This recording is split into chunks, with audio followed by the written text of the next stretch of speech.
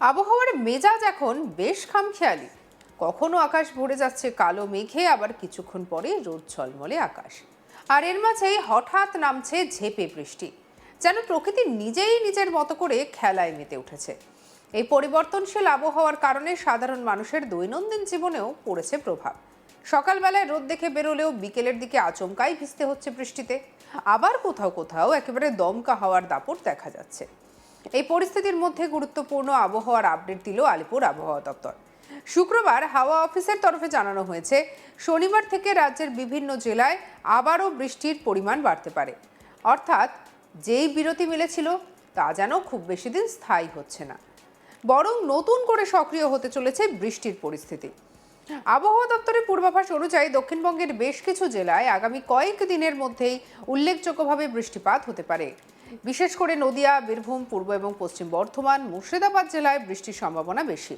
এই জেলাগুলিতে মাঝারি থেকে ভারী বৃষ্টিপাত হতে পারে বলে সতর্ক করা হয়েছে। ফলে কৃষক থেকে শুরু করে সাধারণ মানুষ সবাইকেই সতর্ক থাকার পরামর্শ দেওয়া হয়েছে। আবার এখানেই শেষ নয়, আবহাওয়া দপ্তর আরও জানিয়েছে যে 3 তারিখ থেকে বৃষ্টির তীব্রতা আরও খানিকটা বাড়তে পারে। অর্থাৎ আগামী কয়েকদিনে আবহাওয়ার পরিস্থিতি আরও খারাপের দিকে যেতে পারে।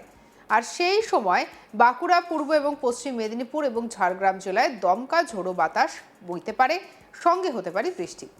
এই ঝোড়ো হওয়ার গতিবেগ বেশ জোরালো হতে পারে, ফলে গাছপালা উপড়ে যাওয়া বা বিদ্যুৎ পরিষেবায় ব্যাঘাত ঘটার একটা সম্ভাবনাকে উড়িয়ে দেওয়া যাচ্ছে না।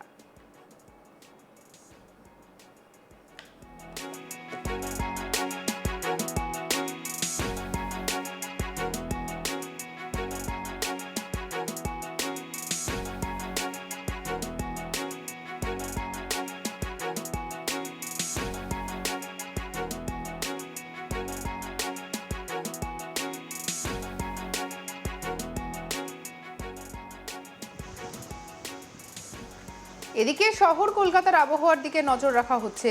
শনিবার কলকাতায় আকাশ আংশিক মেঘলা থাকতে পারে।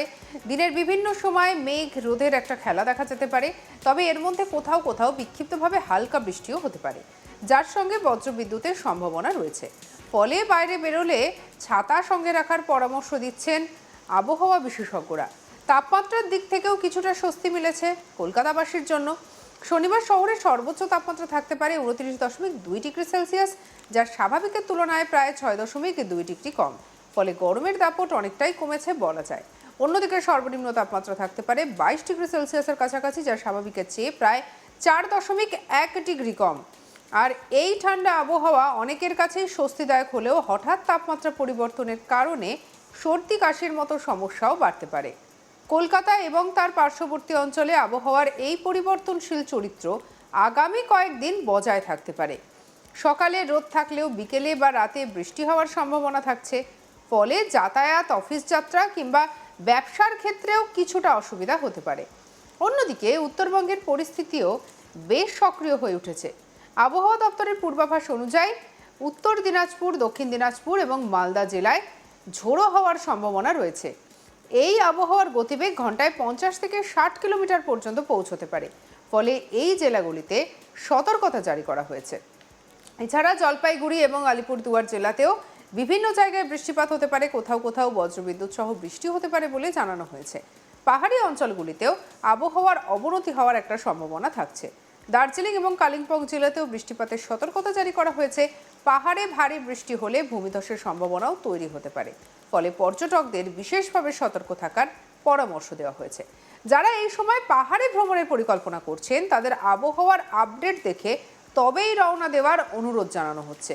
আবহাওয়া দপ্তর আরও জানিয়েছে যে আগামী 4 থেকে 5 দিনের মধ্যে উত্তরবঙ্গের জেলাগুলিতে বৃষ্টির পরিমাণ আরও বাড়তে পারে।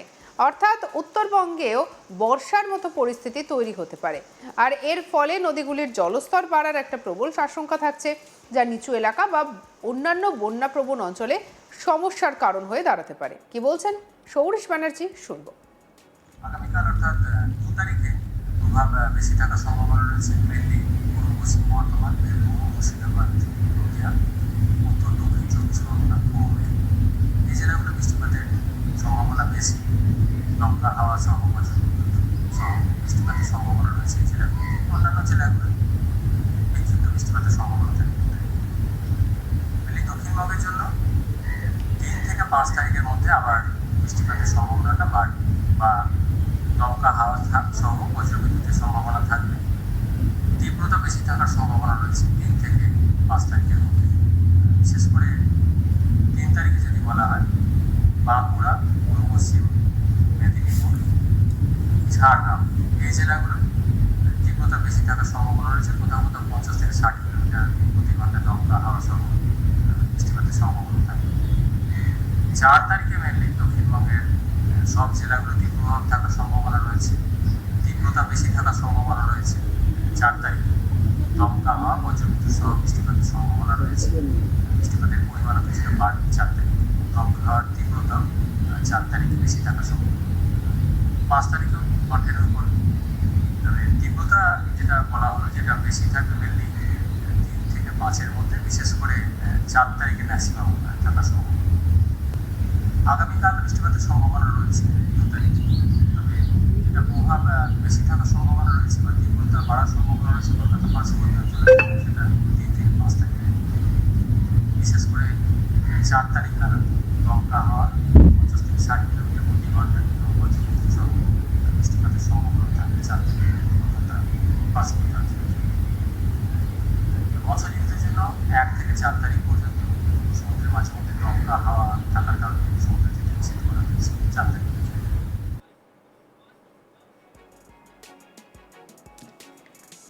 আবহাওয়ার মেজাজ এখন বেশ খামখেয়ালি। কখনো আকাশ পড়ে যাচ্ছে কালো মেঘে, আবার কিছুক্ষণ পরে রোদ ঝলমলে আকাশ। এর মাঝে হঠাৎ করে নামছে ঝেঁপে বৃষ্টি। প্রকৃতি যেন নিজের মতো করেই খেলায় মেতেছে। এই পরিবর্তনশীল আবহাওয়ার কারণে সাধারণ মানুষের দৈনন্দিন জীবনেও পড়ছে প্রভাব। সকালবেলায় রোদ দেখে বেরোলে বিকেলের দিকে আচমকাই ভিজতে হচ্ছে বৃষ্টিতে। আবার কোথাও কোথাও দমকা হাওয়ার দাপটও দেখা যাচ্ছে। এই পরিস্থিতির মধ্যে গুরুত্বপূর্ণ আবহাওয়ার আপডেট দিল আলিপুর আবহাওয়া দপ্তর। শুক্রবার হাওয়া অফিসের তরফে জানানো হয়েছে, শনিবার থেকে রাজ্যের বিভিন্ন জেলায় আবারও বৃষ্টির পরিমাণ বাড়তে পারে। কি বলছেন আবহাওয়াবিদ, শুনবো।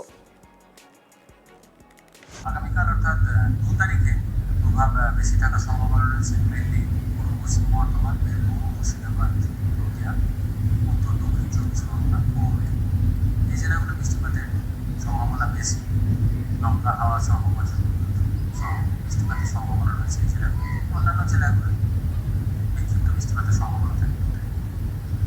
মেনলি দক্ষিণবঙ্গের জন্য 3 থেকে 5 তারিখের মধ্যে আবার বৃষ্টিপাতের সম্ভাবনাটা বাড়বে বা দমকা হাওয়া সহ বজ্রবিদ্যুতের সম্ভাবনা থাকবে। তীব্রতা বেশি থাকার সম্ভাবনা রয়েছে 3 থেকে 5 তারিখের মধ্যে। বিশেষ করে 3 তারিখে যদি বলা হয়, বাঁকুড়া, পূর্ব পশ্চিম। সঙ্গে রাখুন আজ তাক বাংলার ইউটিউব চ্যানেলকে। আপনার মতামত আপনি জানাতে পারেন কমেন্ট সেকশনে। সাবস্ক্রাইব করতে ভুলবেন না।